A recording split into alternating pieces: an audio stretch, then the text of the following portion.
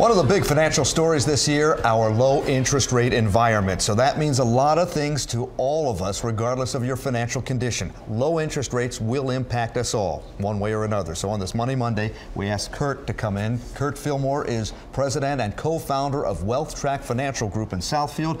And Kurt, you've seen the low interest rate environment. It's going to be here for a while, isn't it? Yes, it is. We've had this for a couple years now, but really, we expect this to continue. Interest rates aren't expected to increase anytime soon, maybe next year, but not very quickly. All right, so the good news is that a lot of people have used these low interest rates to buy homes and also to buy cars. But you need good credit in order to do that, don't you? Well, that is very true. If you don't have good credit, you're going to pay a much higher interest rate on that loan that you're trying to get for the home or your vehicle or car, whatever you want to buy. All right, so for example, instead of a 4% interest rate, you may get a 6% interest rate on That's something. Right. Let's run the numbers for you and show you what that can mean. For example, on a $15,000 car loan for 4 years, if it jumps from 4% to 6%, you would be paying an additional $650 over the course of that loan.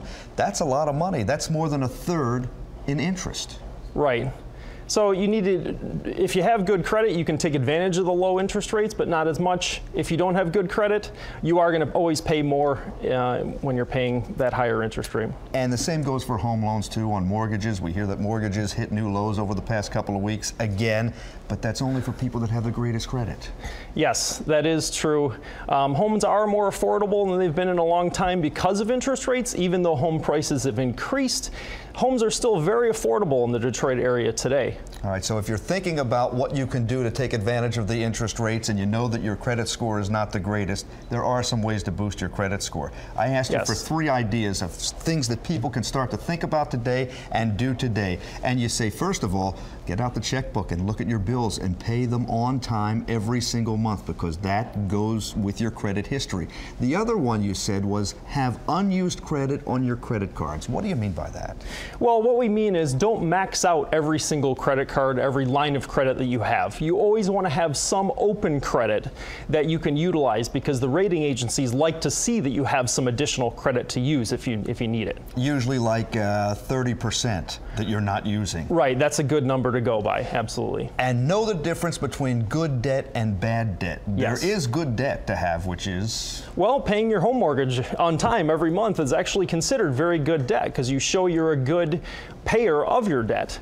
So home debt is good, whereas unsecured debt, such as credit card debt, is not going to be considered as good. If you're using the credit card all the time when you go to the convenience store or the party store or the grocery store, that's not what's considered good debt, because you may carry it too long. Right, exactly. Because those generally have higher interest rate payments, and they're not secured by anything. There's nothing to back them like the home there is. All right, so the creditors look at that and they don't like that as much as they like the good, healthy kinds of debt. And it is healthy to have some debt as long as you can pay it off. But the low interest rates also mean that as savers, we're not getting a lot of money anymore when we go to the bank and open a savings account or take a CD, for example? That's exactly right. CDs are paying almost nothing these days. Money in the bank is not paying much.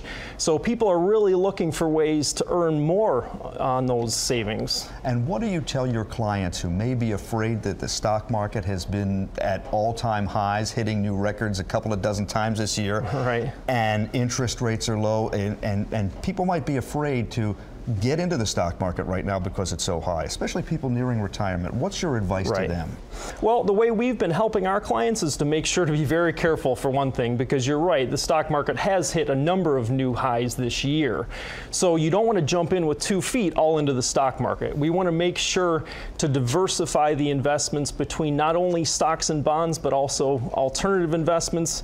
Many times annuities can be good to increase income in retirement as well. So there are ways to get around the low interest rate environment, even when the stock market is high, and you don't want to be all invested in the stock market. Correct. But you really need some help to put that together. You do. You need to have somebody to sit down with you and come up with a plan so you know what the future will hold for you, rather than just guessing when the future comes. Kurt Fillmore, thank you so much for being here. More information, a link to his company, and more information from his company on this topic at myfoxdetroit.com on the Money Monday page. Kurt Fillmore, Wealth Trac Financial Group in Southfield. Thanks, Kurt. Thank you, Murray. See you tonight, Fox 2 News, beginning at 5 o'clock.